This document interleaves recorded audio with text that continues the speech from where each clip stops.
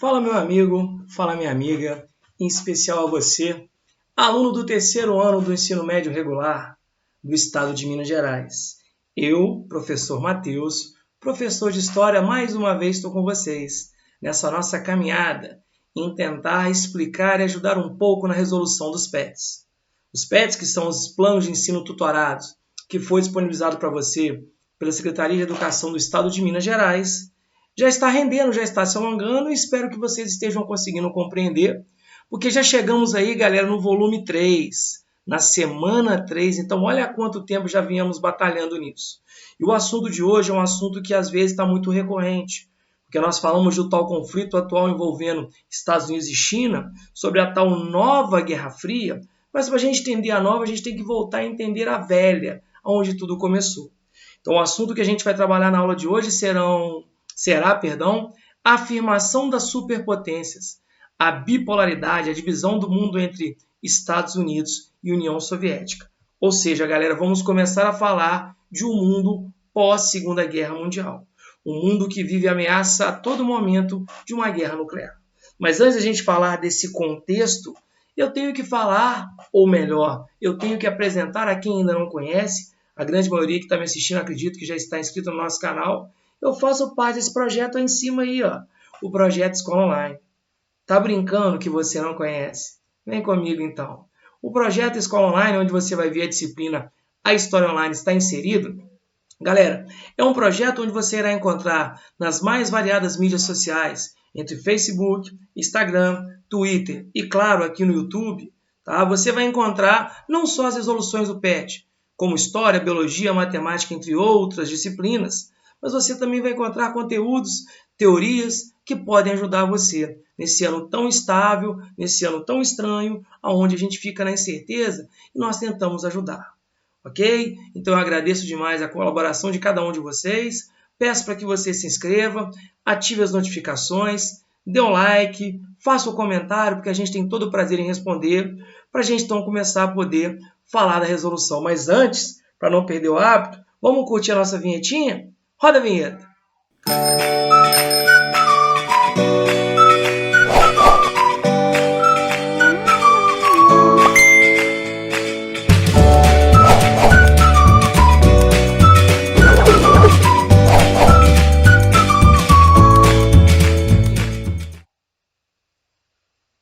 Bacana, né? Então, galera, vamos agora falar do que interessa. Vamos começar a trabalhar sobre alguns conceitos. Eu procurei trazer os conceitos do material de vocês para a gente discutir o assunto que vem agora. Fique por dentro dos conceitos. Plano Marshall. Galera, o Plano Marshall foi um plano oficialmente conhecido como Programa de Recuperação Europeia. Ele foi um aprofundamento da doutrina Truman. Foi o principal plano dos Estados Unidos para a reconstrução dos países aliados da Europa nos anos seguintes à Segunda Guerra Mundial.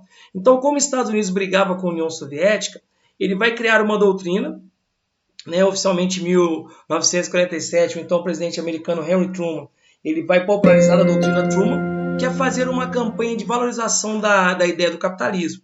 E, paralelo à ideologia capitalista, você vai fazer um plano de ajuda econômica aos países europeus arrasados pela Segunda Guerra. Então, qual é a estratégia? Eu vou vender a ideia do capitalismo oferecendo grana, trazendo para o meu lado o que, galera? Aliados na guerra contra o meu inimigo, no caso, o inimigo socialista. Bom, e nesse período pós-Segunda Guerra Mundial, nesse período de Guerra Fria, podemos falar também sobre o tal Welfare State. O que é isso, galera? O estado do bem-estar social, o estado-providência ou o estado social. São formas de organização política, econômica e sociocultural que colocam o Estado como agente da promoção social e organizador da economia. Ou seja, se a gente hoje vive uma onda neoliberal de um Estado mínimo, cada vez menos presente, surge depois da Segunda Guerra Mundial uma preocupação do Estado garantir à população o mínimo necessário. Tá? É aquela história, por que a gente tanto paga imposto? Sob a expectativa de que o imposto ele gere a gente uma contrapartida. Você paga imposto esperando que você tenha uma saúde pública de qualidade, que você tenha uma educação pública de qualidade. Esse é o princípio também do quê? De você pagar e receber uma contrapartida. Então, nessa orientação, o Estado é o agente regulamentador de toda a vida e saúde social, política e econômica do país. em parceria com empresas privadas e sindicatos, em níveis diferentes de acordo com o país em questão. Então, o Estado ele tem esse papel garantidor. Né? Se você pegar o americano hoje, ele fala, não, o Estado não tem obrigação, ele não te cobra, mas não te oferta. Em contrapartida, você tem países onde o Estado cobra e te oferece o mínimo necessário. Tá? A ideia é de você ter o bem-estar. Cabe ao Estado de bem-estar social garantir serviços públicos e proteção à população, promovendo dignidade aos direitos da nação. Então, quer dizer, a ideia é de você ter um Estado atuante. Tá? As pessoas reclamam que o Estado cobra, mas se o Estado cobra, ele tem a obrigação de retribuir. Show? O Estado do bem-estar social moderno nasceu na década de 1880, na Alemanha com Otto von Bismarck, com alternativa ao liberalismo econômico e ao socialismo. Mas ele se torna muito famoso depois da Segunda Guerra, quando você tem países que buscam, né, como o caso do Canadá, da Suíça, que buscam dar à população o mínimo necessário, o bem necessário para a questão social. Perfeito? Então vamos lá, galera. Vamos começar a trabalhar com as atividades de um mundo pós-Segunda Guerra, de um mundo que vive a ameaça de uma Guerra Fria. A Segunda Guerra Mundial mal terminara quando a humanidade mergulhou no que se pode encarar razoavelmente como uma Terceira Guerra Mundial, embora uma guerra muito peculiar, pois, como observou o grande filósofo Thomas Hobbes, a guerra consiste não só na batalha ou no ato de lutar, mas no período de tempo em que a vontade de disputar pela batalha é suficientemente conhecida. Então, a vontade de brigar, ela existe. A Guerra Fria entre Estados Unidos e União Soviética, que dominou o cenário internacional na segunda metade do breve século XX, foi, sem dúvida, um desses períodos. Gerações inteiras se criaram à sombra de batalhas nucleares globais, que, acreditava-se firmemente, podiam estourar a qualquer momento e devastar a humanidade. Porque, galera, vamos ser muito sinceros, a partir do momento, olha só, que eu começo a entender que o mundo, ele está o quê, galera? Polarizado entre Estados Unidos, defensor da ideia do capitalismo, show? E União Soviética, defensora do mundo socialista, tá? Você vai ver o quê, galera? Você vai ver o mundo viver essa ameaça. E eu falo que um dos grandes momentos da Segunda Guerra Mundial é quando os americanos, no dia 6 e 9 de agosto, bombardeiam a cidade de Hiroshima e Nagasaki. Porque, por exemplo, a Segunda Guerra Mundial já tinha oficialmente acabado para os europeus, tá? Tanto que a Alemanha vai assinar sua rendição em abril para maio, e de repente o que, galera? Você está travando uma batalha no Pacífico quando você joga uma bomba nuclear, e eu falo que para mim uma das imagens mais chocantes é aquele cogumelo causado em Hiroshima e Nagasaki, mas o que o americano quer dizer a partir dali? Que, galera, a partir desse momento que eu jogo as bombas em Hiroshima e Nagasaki em 45, eu estou dando um recado. Nada que você fizer comigo, você sairá impune. E outra, acabou a guerra de soldado contra soldado. O mundo vive a ameaça de uma guerra nuclear. É tão louco essa ideia que a bomba de Hiroshima e Nagasaki foi em 45. Em 1949, a União Soviética ela fez questão de criar uma bomba nuclear, jogar no território dela, que é o Cazaquistão, e filmar para mostrar para o mundo o seguinte, olha, eu também tenho. Então, as pessoas viviam medo, galera, dessas batalhas nucleares, tá? Que podiam devastar a humanidade. Na verdade, mesmo os que não acreditavam que qualquer um dos lados pretendia atacar o outro, achava difícil não ser pessimista. Por que a gente fala Guerra Fria? Ah, porque não há um confronto direto, mas indiretamente eles vão se provocando. Lembra da Guerra da Coreia, Guerra do Vietnã, a questão dos mísseis em Cuba? Então, a todo momento havia o medo que essa guerra ficasse quente. Tá? À medida que o tempo passava, mais e mais coisas podiam dar errado, política e tecnologicamente, num confronto nuclear permanentemente baseado na suposição de que só o medo da destruição mútua inevitável impediria um lado ou outro de dar o sempre pronto sinal para o planejado suicídio da civilização. Então, quer dizer, havia esse medo, né? Porque uma vez dizem que perguntaram ao historiador Hobsbawm o que ele via da Terceira Guerra Mundial. Ele falou, não posso te falar da Terceira, mas provavelmente a Quarta Guerra deve ser travada de pau e pedra. Porque se houvesse uma guerra mundial no aspecto nuclear, não sobraria nada. Não aconteceu, mas por cerca de 40 anos, pareceu uma possibilidade diária. Então, veja, havia um medo de que uma guerra entre as duas potências pudesse gerar a nossa o quê? Extinção. Show de bola, galera? Beleza, então vamos lá. O Eric Hobsbawm, né, o grande autor, o grande historiador do século XX. Show. Explique, segundo Hobsbawm, o que impediu a possibilidade do planejado suicídio da civilização no período da Guerra Fria. Então, galera, por que não houve, né, esse suicídio? De onde que viria o suicídio? Quando, na verdade, Estados Unidos e União Soviética se enfrentassem. Então, é aquela história, né? Com medo de que uma guerra nuclear pudesse colocar em risco, galera, a existência da humanidade, eu acho que esse suicídio, né, dessa guerra entre as duas potências, ela foi adiada por esse medo. Tanto é que eu coloquei como sugestão de resposta para você o seguinte. Então, o que eu coloquei aqui? Olha, galera, um medo e uma destruição em massa, né, causada por uma hecatombe, porque seria realmente algo assustador. Porque se a galera se assusta com os tais, alguns falam 12, alguns falam 16 milhões de mortes na Primeira Guerra.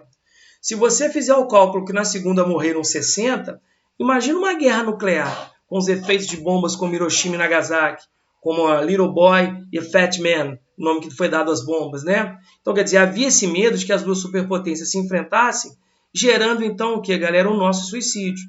Então, a guerra realmente fica fria. Muita gente fala que para evitar esse possível confronto, gerando o extermínio, ok? Então, esse medo fica existindo desde o fim da Segunda Guerra Mundial até o término da União Soviética, né? Logo após a queda do Muro de Berlim. Show de bola? Então, vamos lá. Afirmação das superpotências. O American Way, o modo americano, o American Dream, o sonho americano. A imagem retrata aspectos relacionados aos novos hábitos e padrões de consumo estabelecidos pela sociedade norte-americana na conjuntura do pós-Segunda Guerra. Apresentados pelos diferentes instrumentos da mídia ocidental como símbolos do progresso e do bem-estar material, os fetiches da cultura norte-americana passaram a influenciar a conduta e os valores da ordem capitalista mundial. Tá, galera? Então você tem uma imagem aqui, quer dizer, o sonho americano, né? A ideia do barco, de produtos, de cereais. Então, cria-se, galera, aquele símbolo americano de progresso, de prosperidade. Ok? Então a gente está vendo o americano vender bem o seu peixe. Show de bola? Após a superação da depressão econômica na década de 30, ou seja, pós-crise de 29, a sociedade americana vivenciou a emergência de um novo ciclo de prosperidade e crescimento econômico.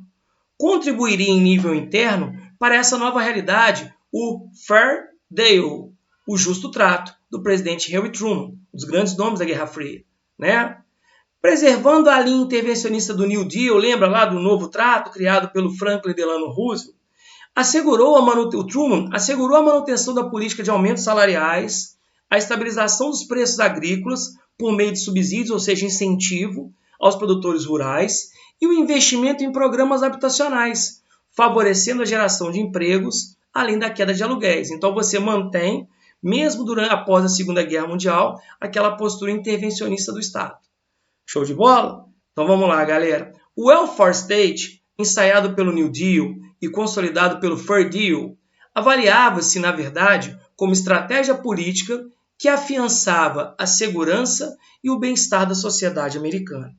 A Previdência Social, né, conhecido por nós como INSS, o seguro-desemprego e os programas de saúde pública, priorizando pobres e idosos, promoviam um novo contorno nas relações entre Estado e cidadãos norte-americanos. Tá? Isso é na década de 40, porque atualmente nada disso existe.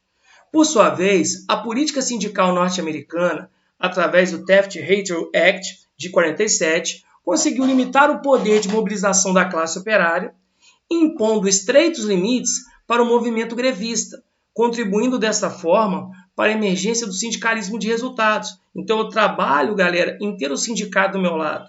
Ao invés de ter o sindicato contra, eu tenho o sindicato agindo junto com o governo. Assim, estabeleceu-se um novo tipo de sindicalismo, que se orientara pela obtenção dos benefícios econômicos do que propriamente políticos, dos trabalhadores dentro da ordem capitalista. Então é muito melhor dar direito econômico do que da participação política. Em nível externo, a economia norte-americana foi singularmente estimulada em razão do processo de reconstrução dos países europeus abalados pelo efeito da Segunda Guerra Mundial. Então, como a gente viu, galera, olha só, os americanos criaram, né, o Plano Marshall, que foi um plano de ajuda econômica, tá, para os países da Europa, tá? Não sei se muita gente já ouviu falar. Paralelo ao Plano Marshall, na época foi criado também o que? O Plano Colombo, que foi um plano de ajuda para recuperar a economia japonesa. Então havia essa preocupação de ter o quê? Aliás, então o americano ele vendia muito bem essa sua imagem. Show? Nesse sentido, o Plano Marshall, de 47, proposto pelo governo norte-americano para financiar a reconstrução europeia, reabriu os mercados do continente para os produtos e equipamentos norte-americanos, acelerando o crescimento econômico da grande potência ocidental. Na década de 50, já era possível constatar que boa parte das famílias de classe média norte-americana eram detentores de automóvel, aparelhos de televisão e telefone. Ou seja, há um estímulo, galera, para que haja, tá, a ideia de bens de consumo. Tá? Então você percebe o seguinte, essa classe média é aquela, de certa forma, que passa a ter acesso ao que até então não era uma realidade para eles. Cada vez mais, a formação da opinião pública passou a se definir por novas pesquisas formuladas pelos novos meios de comunicação. Vejam, galera, como a televisão, um dos grandes responsáveis por criar o American Dream, o sonho americano, que ditava os novos hábitos e padrões de uma sociedade que se aglomerava em torno de iluminadas vitrines localizadas em atraentes ilhas de consumo, definidas como shopping center. Uma vez um professor meu falou que o shopping center, galera, é o ópio da classe média. É viciante, porque você, quando está no shopping, você se sente seguro, tá? Então, aquela coisa, você pode até não comprar, mas estando ali vendo vitrines, de certa forma, para o capitalismo faz muito bem. Na carona desse novo crescimento, reafirmava-se o princípio do American Way of Life, ou American Dream. O progresso econômico, a segurança social e o elevado poder de consumo da sociedade norte-americana no pós-guerra restaurava a crença no sonho americano. Então, aquela economia arrasada após 329 acaba, na verdade, pós-segunda guerra, alcançando outro patamar. Perfeito, galera? Então, vamos lá. O estilo americano de vida está relacionado ideologicamente a um ethos, galera da filosofia, né, que viu aí, nacionalista enraizado na Declaração da Independência, redigida por Thomas Jefferson, enfocada na valorização dos inalienáveis, são direitos que ninguém pode tirar de você, a vida, a liberdade e a procura da felicidade. São coisas que a gente alimenta. American Dream e American Way, no contexto da Guerra Fria, foram, na verdade, expressões instrumentalizadas pelos meios de comunicação, como forma de evidenciar a distinção entre as respectivas propostas de sociedade capitalista e socialista. Então, para eu vender o bem do capitalismo, o que eu faço? Em contraposição aos rigores do planejamento econômico, tá? É aquela coisa, economia planificada e da estrutura social soviética, onde todo mundo basicamente ganha a mesma coisa, valorizava-se na cultura do norte, cultura norte-americana, o princípio do self-made man. Que é isso, galera? O homem que se faz. Identificando com a ideia de que o indivíduo, independente das suas circunstâncias, do seu passado, seria capaz de superar e aumentar a qualidade de sua vida, através do trabalho, determinação e seu potencial criativo. Então eu prego aquela ideia de que o trabalho enobrece, que o trabalho dignifica. Gente, recado, o trabalho cansa, tá? Beleza. Nesse sentido, a existência do regime democrático colocava-se politicamente como a pré-condição para assegurar as bases de um mercado de trabalho competitivo, que possibilitasse pelo princípio do mérito. Olha aí, galera, o que a gente tanto fala da meritocracia, as pessoas conseguirem as coisas por seu próprio esforço, e a livre ascensão dos indivíduos. A cultura norte-americana, caracterizada pelo elevado padrão de consumo, tornar-se-ia modelo para o mundo ocidental, veiculada tecnologicamente pelos novos meios de comunicação, em franco desenvolvimento. Então, olha a arma aqui, ó, como o cinema, a televisão e o rádio. Né? Hollywood vende sonhos, né? Então isso foi muito interessante para vender o sonho americano. Ultrapassando as suas próprias fronteiras, a cultura norte-americana se impôs sobre diferentes povos e culturas do mundo ocidental, padronizando hábitos, costumes e valores, identificados como parâmetros do progresso do bem-estar. Atire a primeira pedra quem nunca viu alguém vestindo uma camisa da Nike, usando um boné de um time da NBA, né? Usando um short de um time de futebol americano. Quer dizer, isso faz parte do American Dream, sonho americano. Show de bola? Então vamos lá, galera. Explique de que forma a cultura americana se impôs sobre outras diferentes culturas e povos no mundo ocidental. Então, galera, numa época onde eu tenho que vencer o meu inimigo, que é o socialismo, o americano ele costuma usar o que eu falo para vocês o seguinte: como ninguém, isso a gente não pode tirar. Apesar que o professor de história tem preguiça com os Estados Unidos, eu não posso tirar de vocês o seguinte, galera, a informação que o americano sabe como ninguém trabalhar com a propaganda. O americano deixa claro que a propaganda é a arma do negócio. Não é nem mais a alma, é a arma, porque é forma agressiva. Então, como eu vi, né? Como a gente falou, tipo, vendendo através do cinema, do rádio, da TV, você vende o sonho americano. Então, olha só, galera, em um período de disputa, principalmente ideológica, onde o capitalismo ele tem que vencer o socialismo, como vimos durante a Guerra Fria, a cultura americana torna-se modelo em função da propaganda. Então, vejam, eu acho que o grande trunfo dos Estados Unidos foi usar muito bem o que, galera? A propaganda do capitalismo e falar bem do seu modelo, que estimulava a liberdade e a oportunidade, a meritocracia e principalmente o consumo, tipo do sistema capitalista, ou seja, eu quero ter, eu posso me enriquecer, só que a gente sabe que nem sempre é assim, mas eu vendo muito bem, como eu falei, através das mídias como rádio, TV e cinema.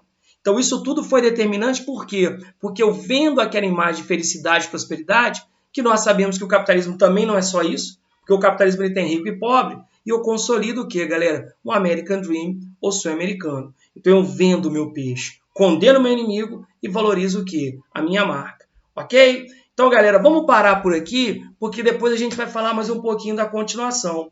Show de bola? Então, galera, para não ficar muito longo, deixo com vocês aqui o meu beijo e daqui a pouquinho a gente está de volta para dar sequência. Ok, galera? Grande abraço, até mais.